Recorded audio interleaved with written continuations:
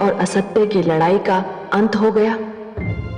मुझे तो लगता है कि न केवल ये युद्ध जारी है, बल्कि इस युद्ध में एक नया मोड़ आने वाला है। मूर्खों, नारी तुम्हारी दुर्बलता है,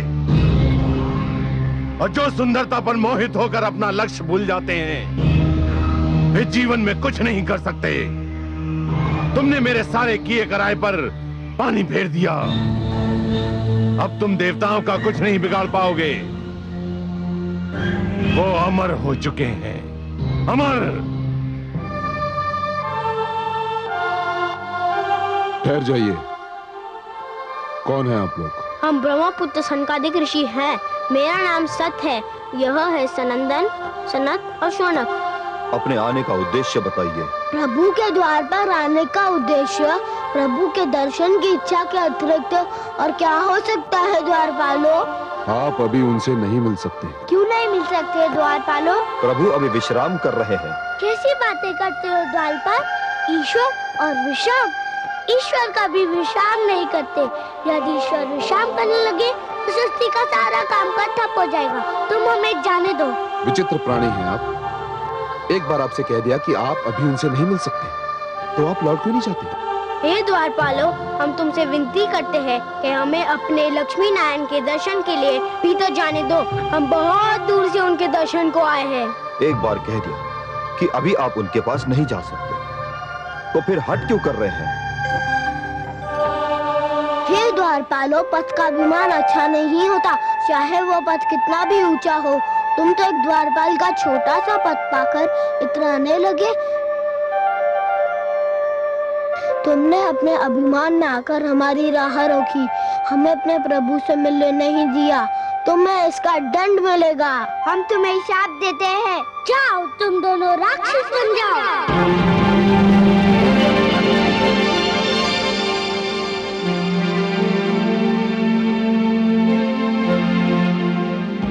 हे ऋषिगण, विष्णु लोक में आपका स्वागत है। हे प्रभु, इन ऋषियों ने हमें श्राप दे दिया। हम तो केवल अपने कर्तव्य का पालन कर रहे थे प्रभु। कर्तव्य पालन? कर्तव्य पालन का अर्थ यह तो नहीं कि आप मेरे और मेरे भक्तों के बीच दीवार बन जाएं। आप दोनों से घोर अपराध हुआ है और इस अपराध का दंड तो मिलना ही था। हे जय, हे विजय, जिस प्रकार वृक्ष और उसकी जड़ का नाता कोई नहीं तोड़ सकता, उसी प्रकार मेरे और मेरे दर्शनाभिलाषी के बीच कोई नहीं आ सकता। मेरे दर्शनार्थी मेरी संपत्ति हैं जय, और स्वयं मैं उनकी संपत्ति हूं। हम दोनों का एक दूजे पर समान अधिकार है। जब भी कोई ईश्वर और भक्त के बीच आने का प्रयास करेगा, किसी न किसी रूप में अवश्य दंड पाएगा।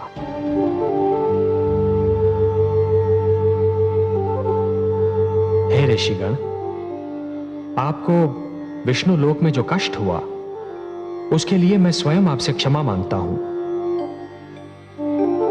हम धन्य हो गए प्रभु, आपके दर्शन हुए, हमारा जीवन सफल हो गया। हमारे जीवन का तो एक ही उद्देश्य है, आपकी आराधना और उपासना। आपको देखा तो हमारी नेत्रों की तृप्ति हो गई। प्रभु, उनसे कहिए कि हमें क्षमा कर दें।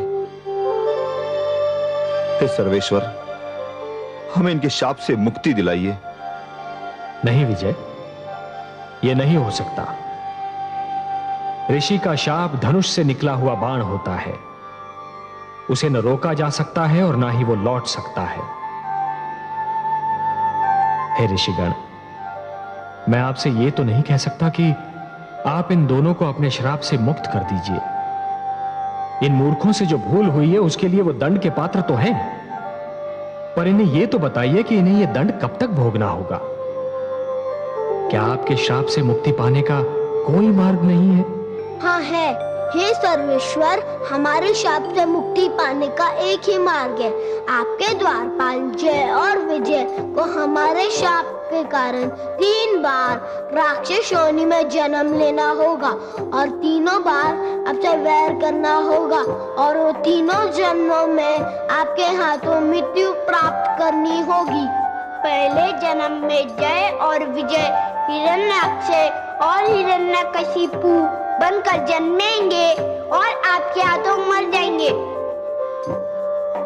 जय और विजय कुंभकर्ण और रावण के रूप में आएंगे और आपके राम अवतार द्वारा मृत्यु लोक में भेजे जाएंगे। तीसरे जन्म में यह दोनों कंस और शिशुपाल बनकर आएंगे और श्री कृष्ण के हाथों मरेंगे। बस इसके उपरांत इनकी मुक्ति हो जाएगी। हे सर्वेश्वर, आपकी जय हो, जय हो। हे त्रिलोकीनाथ, आपको कोटि कोटि प्रणाम। हे ऋषिगण, आपका श्राप हमारे सिर माथे पर। हम आपका श्राप सिर झुकाकर स्वीकार करते हैं और मुक्ति मार्ग की खोज में निकलते हैं।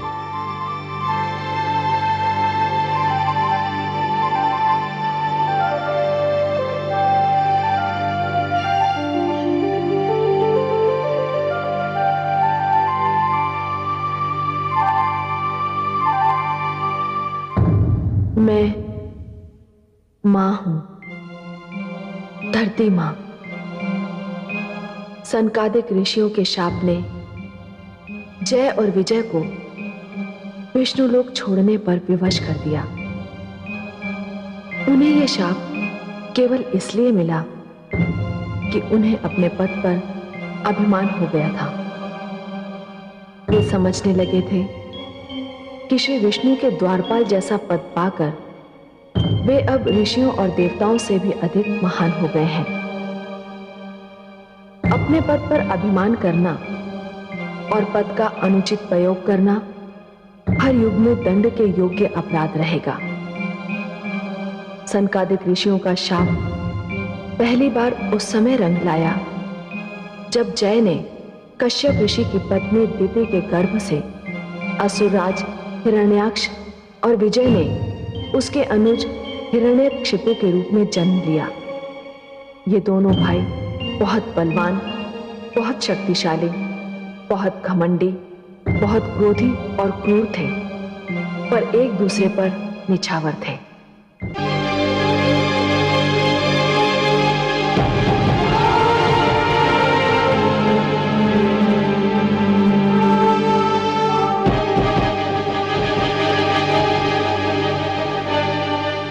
सावधान!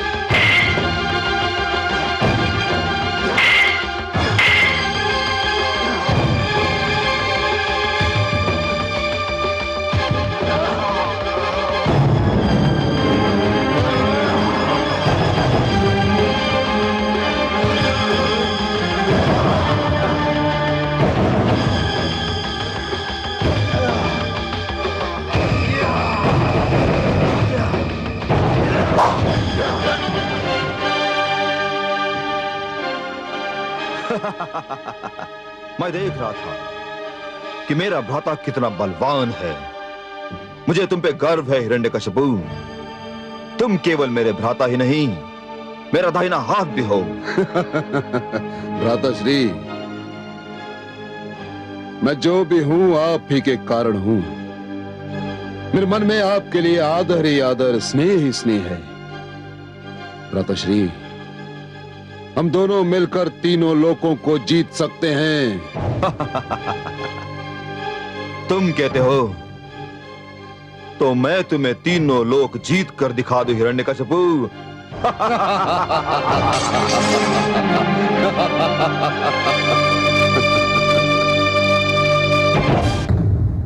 मैं मां हूं, धरती मां। हिरण्याक्ष ने तीनों लोग जीतने की धुन में संसार में आतंक का ऐसा बवंडर उठाया कि मानवता कराह उठी। वो बहुत अत्याचारी और निर्दयी राजा सिद्ध हुआ। उसके युग में विनाश और आतंक ने ऐसा नंगा नाच नाचा कि संस्कृति और सभ्यता ने लजाकर आंखें झुका ली। उसने जीवन की हर मधुरता को, हर सुंदरता को ऐसी निर्दयता से कुचला कि मैं घबरा गई। चारों ओर आग ही आग, रक्त ही रक्त दिखाई दे रहा था। वो निर्दयी मेरी ओर बढ़ा। मेरे तो प्राण सूख गए। शायद हर सत्ता के लोभी की भांति वो सबसे पहले मुझे प्राप्त करना चाहता था। मैं उसके भय से भागी, पर उसने मुझे पकड़ लिया। उसने मेरा अपहरण किया, मुझे मेरी इच्छा के विरुद्ध पाताल में ले गया। कोई राह न देखकर मुझ दुखियारी ने अपने स्वामी, अपने नाथ श्री विष्णु की स्तुति की। उन्हें रोकर पुकारा, और विष्णु तो हर दुखियारे मन की करुण पुकार सुनते हैं। मेरी पुकार सुनी। वे समझ गए कि यदि मुझे कुछ हो गया तो मानव बेघर हो जाएगा, मानवता का मंदिर गिर जाएगा। सो वो आए, वहां भी आए जहां केवल कीचड़ था, गंदगी थी। ऐसी जगह पर आने और मुझे बचाने के लिए उन्होंने वाराह जैसा रूप लेना भी स्वीकार कर लिया। यह उनका तीसरा अवतार था, जिसे इतिहास वाराह अवतार के नाम से जानता है। वे आए और उन्होंने मुझ अबला को असुरराज हिरण्याक्ष के पंजे से छुड़ा लिया और मानवता को बचाने, मानव का कल्याण करने के लिए हिरण्याक्ष का वध भी कर दिया। परंतु हिरण्याक्ष का वध भी आतंक का अंत नहीं सिद्ध हुआ। इस कहानी को तो आगे बढ़ना ही था। उसने संसार से विष्णु का नाम मिटा देने का प्रण कर लिया।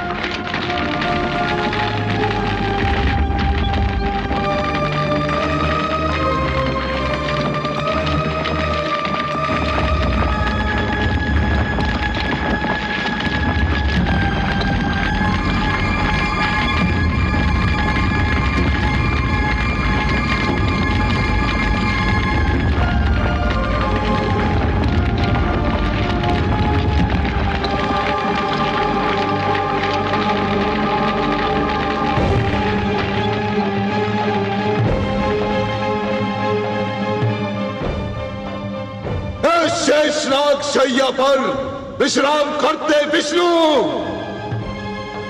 स्वयं को जीवन और मृत्यु का स्वामी समझने वाले विष्णु, सावधान सावधान हो जाओ। तुम्हें मेरे भ्राता श्री हिरण्याक्ष के रक्त की एक एक बूंद का मूल्य चुकाना होगा। तुमने जो घाव उनके शरीर पर लगाए थे, उसने उनके शरीर को ही नहीं मेरी आत्मा को भी छलनी छलनी कर दिया है। जब तक मैं तुमसे प्रतिशोध नहीं लूंगा, मैं चैन की श्वास नहीं लूंगा। अब मेरे जीवन का एक ही उद्देश्य है, प्रतिशोध, प्रतिशोध, केवल प्रतिशोध। यदि तुम में साहस है तो मेरी चुनौती स्वीकार कर लो, स्वीकार कर लो तुम। पुत्र, किससे प्रतिशोध लेने की बात कर रहे हो हिरण्यकशिपु? उसी से, उसी विष्णु से जिसने मेरे भ्राता को निर्दयता से मार डाला। माते, तुम्हारा तो केवल भाई था वो। मुझसे पूछो, जिसके नैनों की ज्योति था वो, जिसकी कोख से जन्मा था वो, जिसका पुत्र था वो। क्या तुम्हारा दुख मेरे दुख से भी महान है? नहीं पुत्र, मेरे दुख का तो अनुमान भी नहीं लगाया जा सकता, परंतु उसने एक ऐसा पाप किया था जो क्षमा योग्य नहीं था। क्या अपराध किया था मेरे भ्राता ने? उसने धरती का अपहरण किया था, एक नारी का अपहरण, और एक नारी का अपहरण अक्षम्य अपराध है पुत्र। अपहरण कोई अपराध नहीं माते, अपहरण तो हमारी असुर संस्कृति का एक अंश है। जिस संस्कृति का आधार अपहरण हो, जिस संस्कृति का अंश अपहरण हो, वो संस्कृति कभी पनप नहीं सकती पुत्र। उसका विनाश निश्चित है। अपहरण समाज का सबसे बड़ा अपराध है, पाप है। माते, शक्ति है हमारे पास, साहस है हमारे पास। जो वस्तु हमें सुहाती है हम उसे छीन लेते हैं। जिनकी भुजाओं में शक्ति है उनका उत्तरदायित्व भी उतना ही होता है पुत्र। वे नारी की रक्षा करते हैं, उसका अपहरण नहीं। नहीं माते, हमारी शक्ति पर कोई भी उत्तरदायित्व अंकुश नहीं लगा सकता। जो भी हमारी महानता के समक्ष सिर नहीं झुकाएगा हम उसे कुचल देंगे। जो भी हमारी आज्ञा का पालन नहीं करेगा उसका भी वही परिणाम होगा जो धरती का हुआ। तो फिर ये भी जान लो पुत्र कि जो ऐसा अत्याचार करेगा उसका परिणाम भी वही होगा जो पुत्र हिरण्याक्ष का हुआ था। तुम विष्णु की शक्ति को नहीं जानते पुत्र। और विष्णु मेरी शक्ति को नहीं जानता माते। परंतु जिस दिन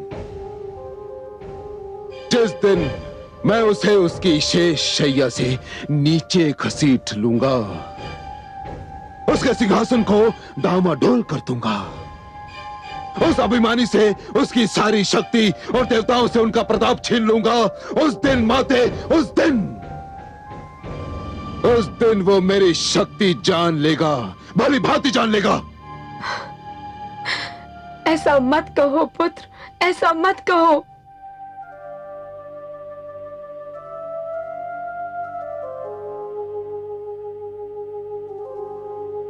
माते, तुम्हारी सौगंध, मैं इस सृष्टि से विष्णु का नाम मिटा दूंगा। मैं उसके किसी भी नाम लेवा को जीवित नहीं छोड़ूंगा। सेनापति विडाल, आज्ञा असुरराज। हमारी सेना को आदेश दो कि चारों ओर फैल जाए। जिस जीव पर विष्णु का नाम हो उसे काट दे। जो कान विष्णु का नाम सुनते मिले उनसे सुनने की शक्ति छीन ली जाए। जो आज्ञा असुरराज। जाओ और सृष्टि में यह संदेश सुना दो कि विष्णु की प्रभुता का युग समाप्त हो गया। अब एक नए युग, हिरण्यकशिपु युग का आरंभ हो रहा है। जो भी अब तक विष्णु का स्मरण करते थे अब मेरा स्मरण करेंगे। जिस मन में विष्णु का ध्यान होगा अब उस मन में हिरण्यकशिपु का भय वास करेगा। हाँ, आपके आदेश का पालन होगा असुरराज। नहीं नहीं, ये क्या करे हो पुत्र? अपना आदेश लौटा लो, रुक जाओ। ये अनर्थ ना करो पुत्र। ये अनर्थ नहीं, सर्वथा उचित है देवी। विष्णु के षड्यंत्र का उत्तर है। षड्यंत्र? ये आप क्या कह रहे हैं गुरुदेव? आप भूल गई देवी कि विष्णु ने दानव संस्कृति का विनाश करना चाहा था और अब वो असुरों को मिटाना चाहता है। इसीलिए उसने सबसे पहले आपके ज्येष्ठ पुत्र हिरण्याक्ष का वध कर डाला।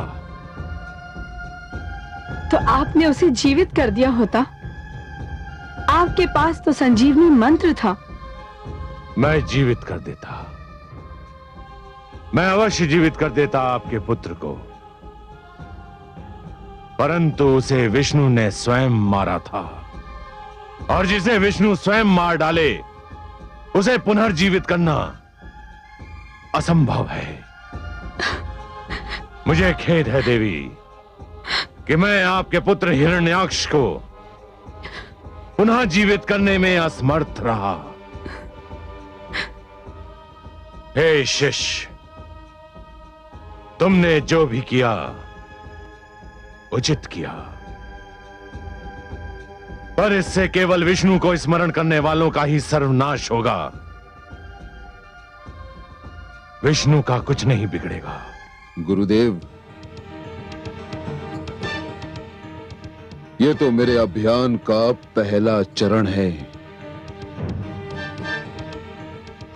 इसके उपरांत तो मैं सीधा विष्णु पर प्रहार करूंगा।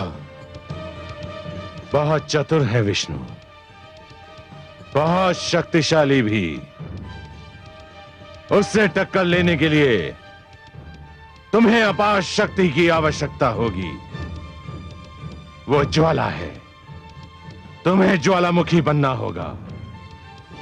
वो वायु है, तुम्हें आंधी का रूप लेना होगा। वो चंद्रमा की भांति शीतल है, तुम्हें सूर्य की भांति दहकना सीखना होगा। वो नदी की भांति शांत है, तुम्हें ज्वार की भांति उमड़ना होगा। हे गुरुदेव, ये कैसी शिक्षा दे रहे हैं आप? गुरु तो अपने शिष्य को कल्याण का मार्ग दर्शाता है। आप तो मेरे पुत्र को विनाश का मार्ग दिखा रहे हैं। शांत रहो माते, शांत। ये तो गुरुदेव के महान कथन हैं। इसका एक एक अक्षर के समक्ष मैं अपना सिर झुकाता हूं। गुरुदेव, मुझे प्रकाश दीजिए, मुझे ज्ञान दीजिए, मेरा पथ प्रदर्शन कीजिए, मुझे आदेश दीजिए। तुम्हें ऐसी शक्ति प्राप्त करनी होगी शिष्य, जिसे कोई परास्त ना कर सके। स्वयं विष्णु भी नहीं, मैंने ऐसी शक्ति प्राप्त कर ली थी, परंतु विष्णु ने छल से उसकी महत्ता घटा दी। उसने देवताओं को अमृत पिलाकर अमर बना दिया। अब मेरी शक्ति से भी महान शक्ति तुम्हें प्राप्त करनी होगी। उस शक्ति को प्राप्त करने के लिए मुझे क्या करना होगा गुरुदेव? तुम्हें तप करना होगा शिष्य, घोर तप, अपूर्व तप, अपार तप, ऐसा तप जिसका संसार में उदाहरण ना मिले। विष्णु का तप नहीं, क्योंकि वो देवताओं का पक्षपाती है, वो तुम्हें कुछ नहीं देगा। शिव का भी नहीं, क्योंकि वो मैं पहले कर चुका हूं। तुम्हें ब्रह्मा की तपस्या करनी होगी, वही केवल तुम्हारी तपस्या के भुलावे में आ सकते हैं। और फिर तुम उनसे वो वरदान मांगना जो मैं तुम्हें बताऊंगा। गुरुदेव की जय हो। गुरुदेव, मैं आज ही तपस्या के उद्देश्य से असुर लोक छोड़ दूंगा। मुझे आज्ञा दीजिए गुरुदेव।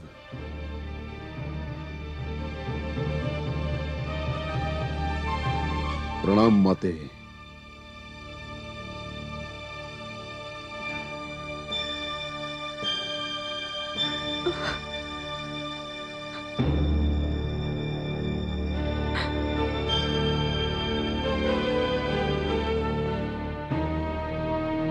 महारानी कयादू, कहां हैं आप?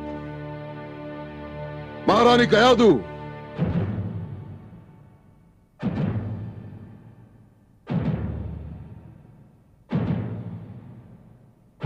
महारानी कयादू।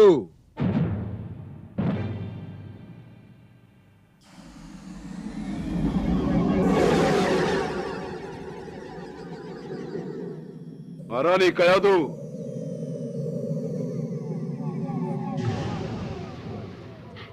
इस समय मैं जो मांगती मुझे मिल जाता। मैं आप ही की प्रतीक्षा कर रही थी स्वामी। मुझे आपको एक शुभ समाचार देना था। समाचार तो मुझे भी देना था, पर मुझे भय है कि यह समाचार आपके लिए शुभ नहीं होगा। महारानी, क्या समाचार लाए हैं आप? शिष्टाचार की मांग है कि शुभ समाचार पहले सुन लिया जाए। पहले आप कहिए, क्या समाचार है आपके पास? आप पिता बनने वाले हैं। स्वामी, आप प्रसन्न नहीं हुए? कौन व्यक्ति पिता बनने का समाचार सुनकर प्रसन्न नहीं होगा महारानी? पर अशुभ समाचार यह है कि मैं अपने पुत्र के जन्म तक यहां रुक नहीं सकता। क्या आप कहीं जा रहे हैं? हाँ प्रिय, मैं जा रहा हूं विष्णु से प्रतिशोध लेने की शक्ति को प्राप्त करने। तपस्या पर जाने से पहले मैं तुमसे विदा लेने आया था। मुझे तनिक भी ज्ञान नहीं कि तप सफल होने में मुझे कितना समय लग जाए। स्वामी, आप मुझे इस अवस्था में छोड़कर चले जाएंगे? विवशता है प्रिय, विवशता। मैंने प्रण ले लिया है। और मेरी रक्षा कौन करेगा? आप मुझे किसके आश्रय छोड़े जा रहे हैं? जब तक आप नहीं आएंगे तब तक मैं क्या करूंगी? आपकी रक्षा में कोई कमी नहीं रहेगी महारानी। सेनापति विडाल। आज्ञा सुराज। मैं गुरुदेव के आदेशानुसार तप करने के उद्देश्य से असुर लोग छोड़कर जा रहा हूं। महारानी कयादू की रक्षा का उत्तरदायित्व मैं तुम्हें सौंपता हूं, क्योंकि असुर लोक में मेरे उपरांत सबसे बलवान और शक्तिशाली तुम हो विडाल। मेरे लौट कर आने तक तुम इनकी रक्षा करोगे। किंतु ये जान लो विडाल कि यदि तुमने कोई चूक की तो मेरे दंड से बच नहीं पाओगे। यदि मैं महारानी कयादू की रक्षा में असफल रहा सुराज, तो आप मुझे दंड देने के लिए जीवित ही नहीं पाएंगे। जब तक मेरे शरीर में एक भी सांस और रक्त की एक भी बूंद शेष है, मैं महारानी कयादू की रक्षा का वचन देता हूं। विडाल, मुझे तुमसे यही आशा है। हमारे दूसरे आदेश का क्या हुआ? सैनिक चारों ओर फैला दिए गए हैं। विष्णु के विरुद्ध अभियान आरंभ हो चुका है। आपकी जय हो असुरराज।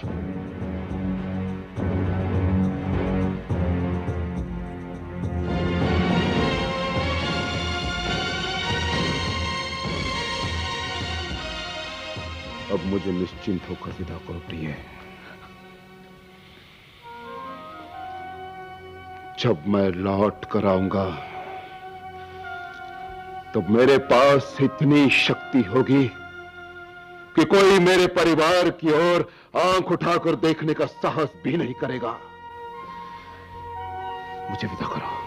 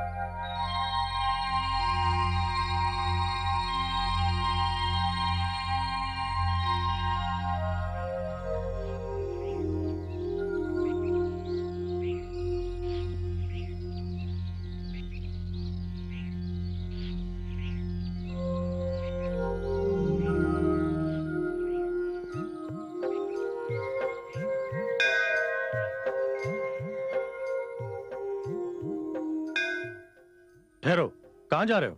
मंदिर में। क्यों जा रहे हो मंदिर में? अपने विष्णु भगवान की पूजा करने, जो मैं नित्यदिन करता हूं। कल भी की थी, आज भी करूंगा। कल की थी, आज नहीं करोगे। कल तुम्हारे लिए विष्णु की पूजा का अंतिम दिन था। क्यों? ये कैसी अनोखी बात कर रहे हो तुम? मैं ठीक कह रहा हूं। असुरराज हिरण्यकशिपु का आदेश है कि कोई विष्णु भगवान का नाम नहीं लेगा, कोई उसकी पूजा नहीं करेगा, कोई उसका स्मरण भी नहीं करेगा। मैं तो लूंगा उनका नाम, वही मेरे ईश्वर हैं।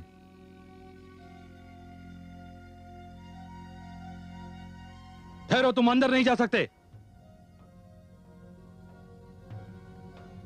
हे सेनापति, देखिए आपका सैनिक कैसी विचित्र बात कह रहा है। यह कह रहा है कि मैं अपने विष्णु के मंदिर में प्रवेश ना करूं। आप इसे समझाइए कि विष्णु का नाम तो मेरे रोम रोम में बसा हुआ है। अच्छा, तो तुम्हारे रोम रोम में बसा हुआ है विष्णु का नाम। अब मैं निकालता हूं तुम्हारे रोम रोम से विष्णु का नाम। विष्णु! हे सर्वेश्वर! क्या बात है प्रिय? कोई इतना निर्दयी कैसे हो सकता है? एक वृद्ध असहाय मनुष्य पर इतना अत्याचार। कमल नयन, हिरण्यकशिपु आप पर क्रोधित है, पर क्रोध उतार रहा है निर्दोष मानव पर। आपकी क्रोधाग्नि कब भड़केगी? आप किस बात की प्रतीक्षा कर रहे हैं? समय की महादेवी, समय की। किस समय की? उस समय की जब हिरण्यकशिपु की गागर भर जाए। समय? गागर? मैं आपकी बातें समझने में असमर्थ हूं जगदीश्वर। महादेवी, अभी तो हिरण्यकशिपु के पाप की गागर में दुष्कर्म की पहली बूंद गिरी है। इसके भर जाने की प्रतीक्षा तो करनी होगी ना? उस समय की प्रतीक्षा कर रहा हूं मैं। पर वो ये जानते हुए कि हिरण्याक्ष अपराधी था, आपसे शत्रुता पर कमर कस रहा है। हाँ महादेवी, हर एक को मरने के लिए कोई ना कोई बहाना तो ढूंढना ही पड़ता है। हिरण्यकशिपु ने मेरी शत्रुता को वो बहाना बना लिया है।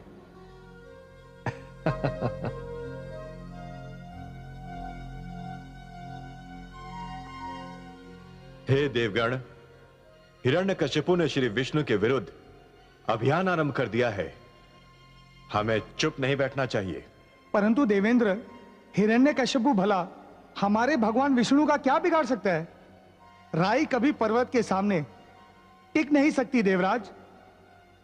पर यदि हमारे होते श्री विष्णु को हिरण्यकशिपु को दंड देने का कष्ट स्वयं उठाना पड़े, तो हमारे लिए इससे बड़ी लज्जा की बात और क्या हो सकती है? सागर मंथन के समय उन्होंने हमारी जो सहायता की, वो हमारे लिए एक ऋण के समान है। यह तो सत्य है देवराज। यदि उन्होंने सहायता न की होती तो अमृत की प्राप्ति असंभव हो जाती। पर देवराज, अब हम करेंगे क्या? हम हिरण्यकशिपु की तपस्या भंग कर देंगे। तपस्या भंग? सोच लीजिए देवराज, हमने पहले भी एक बार दैत्य गुरु शुक्राचार्य की तपस्या भंग करनी चाहिए थी, परंतु उल्टे हमें ही हानि पहुंची थी। उनकी बात और थी, और हिरण्यकशिपु तो असुर है। इस बार हम कोई भूल नहीं करेंगे और श्री विष्णु का ऋण चुकाने का यही अवसर है। ओम ब्रह्मदेवाय नमः। ओम प्रजापतये नमः। ओम ब्रह्मदेवाय नमः। ओम प्रजापतये नमः। ओम ब्रह्मदेवाय नमः। ओम प्रजापतये नमः।